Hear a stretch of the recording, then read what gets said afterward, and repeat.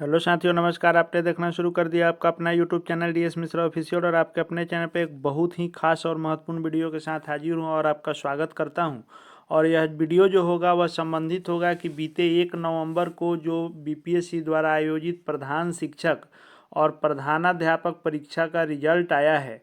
और रिजल्ट आने के बाद से ही जो यह रिजल्ट आया है, हेडमास्टर में जो रिजल्ट आया है उच्च माध्यमिक विद्यालयों के लिए जो रिजल्ट आया है वह 5,971 शिक्षक साथी उत्तीर्ण हुए हैं।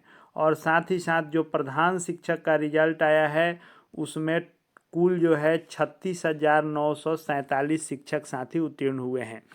रिजल्ट आने के बाद से ही लोगों के द्वारा पोस्टिंग को लेकर अलग अलग लोगों के द्वारा अलग अलग किस्म से अटकलें लगाई जा रही है।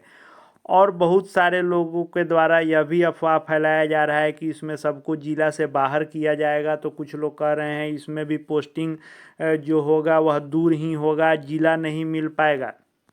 तो आज के वीडियो में मैं बात करने वाला हूं कि किनको ज़िला मिलेगा और किनको ज़िला से बाहर जाना पड़ सकता है। ज़िला मिलने और न मिलने का बेस क्या होगा, किस बेस पर ज़िला मिलना सुनिश्चित होगा और किस चीज़ के कारण ज़िले से बाहर भी लोग जा सकते हैं।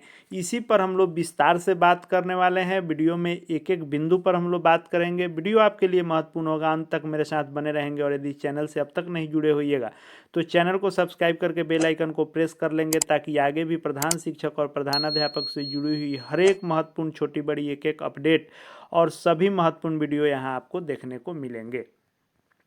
तो आपको पता है कि जो रिक्तियां थी वह प्रधान शिक्षक में जो विज्ञापन निकाला गया था, पहले 40,247 रिक्ति थी और यह 65% आरक्षण रोस्टर पर निकाला गया था।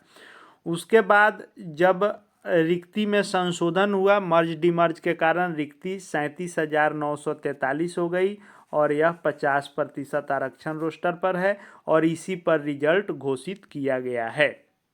उसके बाद यदि रिजल्ट की बात कर लें तो प्रधानाध्यापक में 6,061 रिक्ति थी जो 65% आरक्षण रोस्टर पर। वो भी जो है 6,061 रिक्ति ही रह गई 50% आरक्षण रोस्टर पर, सिर्फ कोटी का सीट बदला। लेकिन अब हम लोग मेन बात पर आते हैं कि जिला किसको मिलना तय होगा, किसको नहीं मिलेगा। उसके पहले आप इसको देखें, यह जब 40,247 रिक्ति थी उस समय का यह आरक्षण रोस्टर है, डिस्ट्रिक्ट वाइज यह रिक्ति है, इसको आपने देखा होगा। चूँकि प्रधान शिक्षक का जो पद है वह जिला स्तर का है, इसलिए जिला वाइज वैकेंसी रोस्टर भेजी जाती है और इसको आउट किया जाता है। लेकिन जो प्रधानाध्यापक का पद है वह प्रमंडल स्तर का है, इसलिए प्रमंडल वाइज रिक्ति जारी की गई थी 6,061 रिक्ति को। लेकिन चूंकि आरक्षण रोस्टर बदला है तो दोनों रिक्तियां बदल गई हैं। मेरे पास यह प्रधान शिक्षक के नए आरक्षण रोस्टर के अनुसार यह रिक्ति है, कहीं से उपलब्ध हुआ है, अभी ऑफिशियली यह जारी नहीं किया गया है। ऑफिशियली सार्वजनिक होगा तो कंफर्म हो जाएगा कि हाँ यही रिक्ति है। हालांकि लगभग सही लग रहा है और यह रिक्ति जो है विभागीय भी हो सकता है, लेकिन यह रिक्ति कहीं से मेरे पास उपलब्ध हुई है। लेकिन मेन बात है रिक्ति एग्जैक्ट कितना है उससे हम लोग को मतलब नहीं है। हम लोग को इस वीडियो में बात करना है कि किसको जिला मिलेगा, किसको जिला नहीं मिल सकता है। तो उस पर हम लोग बात करते हैं। तो मान लीजिए कि जो रिजल्ट आया प्रधान शिक्षक में वह 36,947 जो रिजल्ट आया 37,943 रिक्ति के विरोध में। तो मान लीजिए कि जो जिले ये हैं और यहाँ पर टोटल रिक्ति है, तो किसी एक जिले का उदाहरण यदि हम ले लेते हैं, अब मान लीजिए कि पूर्वी चंपारण जिले का यदि हम लोग उदाहरण लेते हैं कि किनको जिला मिल सकता है, किनको जिला नहीं मिल सकता है, तो आइए इस पर हम लोग बात करते हैं। तो जो नई रिक्ति है उसके अनुसार टोटल रिक्ति जो पूर्वी चंपारण जिले में है वह 1,669 रिक्ति है।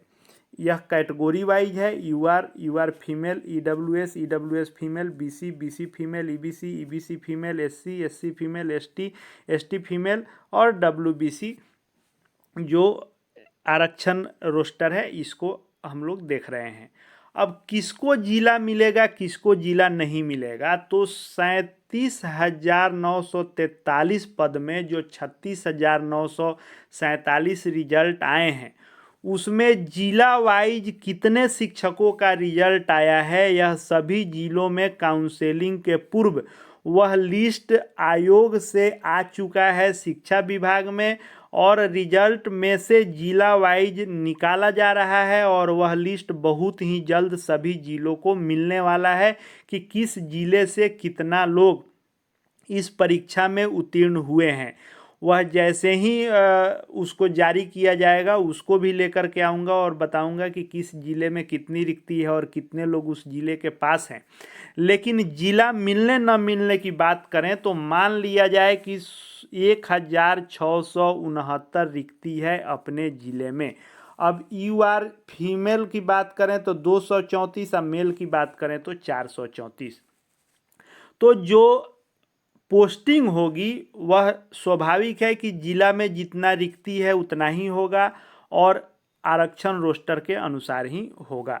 अब मान लीजिए कि आपका जो रिजल्ट आया 36,947 में, उसमें यदि पूर्वी चंपारण जिले में 1669 सीट है, तो 1669 सीट में यदि 434 व्यक्ति जो मेल हैं जनरल कैटेगरी की जितनी रिक्ति है, अगर 434 व्यक्ति ही उत्तीर्ण हुए हैं या इससे कम व्यक्ति उत्तीर्ण हुए हैं, तो पूर्वी चंपारण के सभी सामान्य कैटेगरी के शिक्षकों को उनका जिला गृह जिला मिल जाएगा।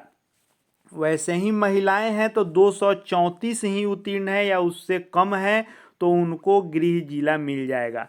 वैसे ही कैटेगरी वाइज जितनी रिक्ति है उतने ही यदि शिक्षक पास हैं या उससे 2-4 कम पास हैं तो उनको अपना गृह जिला मिल जाना निश्चित है।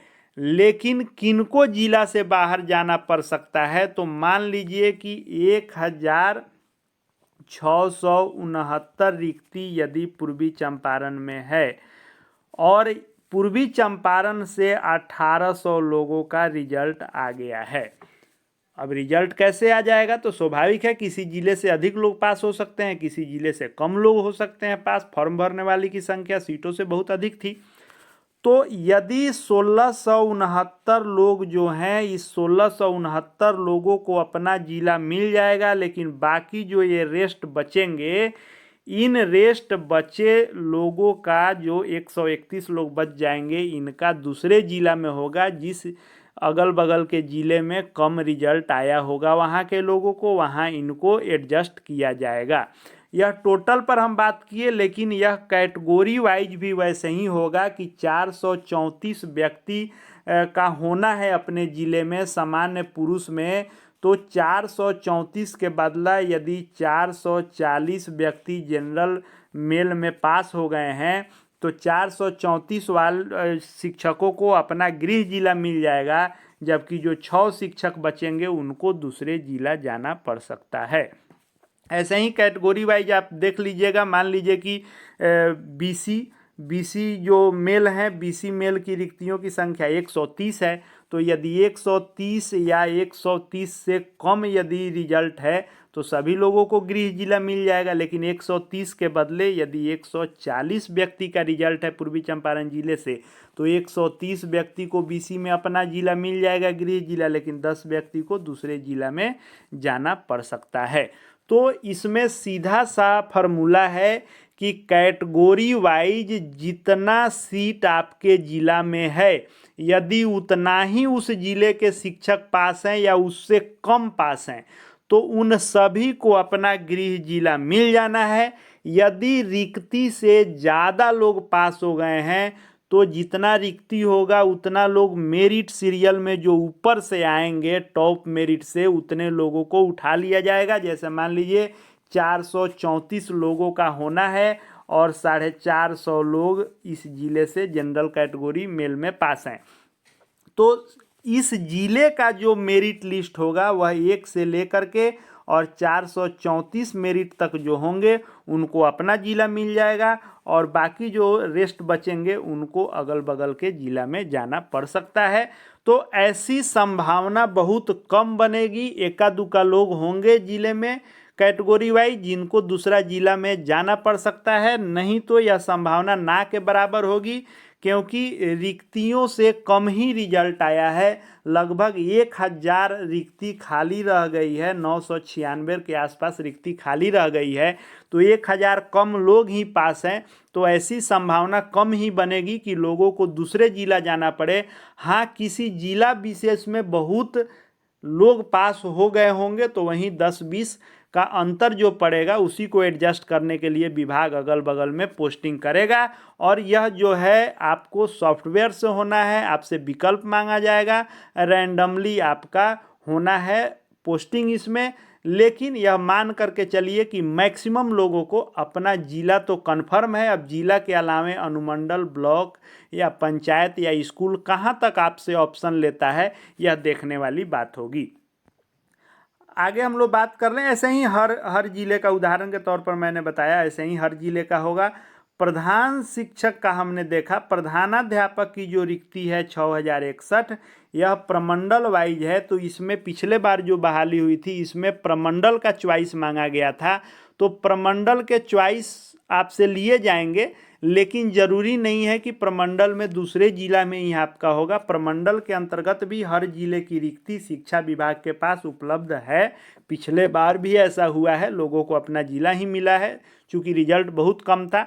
तो इसमें भी वही फार्मूला होगा कि उस प्रमंडल के अंतर्गत किसी विशेष ज़िले में कितनी रिक्ति है और वहाँ कितने लोग पास हैं, रिक्ति के बराबर कैटेगरी वाइज या रिक्ति के कम पास होंगे तो सभी का गृह जिला मिल जाएगा। रिक्ति से कुछ यदि अधिक पास उस जिले में हो, किसी जिले में रिक्ति से कम हो, तो वहाँ पर एडजस्ट करके यह संतुलन बनाकर सारे रिक्ति को भरा जाएगा। तो यही मान करके चलिए कि लगभग सभी लोगों को, 100% नहीं लेकिन लगभग सभी लोगों को गृह जिला मिलने का चांस है। 5%, 10% लोगों को दूसरे जिला जाना पड़ सकता है। कब? यदि संतुलन नहीं बने, किसी जिला विशेष में बहुत अधिक रिजल्ट आया हो, किसी जिला में कम आया हो, तो वो भी अगल बगल के जिले में ही एडजस्ट आपको किया जाएगा। लेकिन अगर ज़्यादा लोग भी पास हैं आपके ज़िले में लेकिन मेरिट में आपका स्थान उस ज़िले में अच्छा है, तो आपका कन्फर्म है कि आपका गृह जिला मिलेगा। और उस ज़िले में जिनका लास्ट में होगा, अब जैसे मान लीजिए कि दरभंगा जिला का यह 348 रिक्ति यदि जनरल मेल की है, तो 348 के बदला अगर दरभंगा जिले के 500 लोग भी पास कर गए हैं लेकिन उस जिले के अंतर्गत आप मेरिट में 348 से ऊपर रैंक पर हैं, तो आपको तो श्योर है कि आपको अपना गृह जिला मिलेगा। तो जिले में जिनका अच्छा रैंक है उनका तो 100% श्योर है कि आपको आपका जिला मिलेगा, गृह जिला कन्फर्म है। अगर थोड़े बहुत लोगों को अगल बगल जाना भी होगा तो उन जिनका अपने ज़िले में मेरिट में कम स्थान होगा, कम स्कोर होगा, वहीं 2-4-10 लोग इधर उधर हो सकते हैं, बाकी लगभग लोगों को अपना गृह जिला मिलना तय है। आगे जो भी अपडेट आएगा इसका काउंसलिंग से लेकर पोस्टिंग से लेकर नियमावली नीति इसके लिए जो भी आएगी सभी का एक एक महत्वपूर्ण अपडेट आपको देता रहूँगा। चैनल से जुड़ जाएंगे, चैनल को सब्सक्राइब करके बेल आइकन को प्रेस कर लेंगे, साथ ही साथ हमारे Telegram channel DS Mishra official से जुड़ जाएंगे जिसका लिंक डिस्क्रिप्शन बॉक्स में दिया गया है। इस वीडियो को देखने के लिए आपका बहुत बहुत धन्यवाद।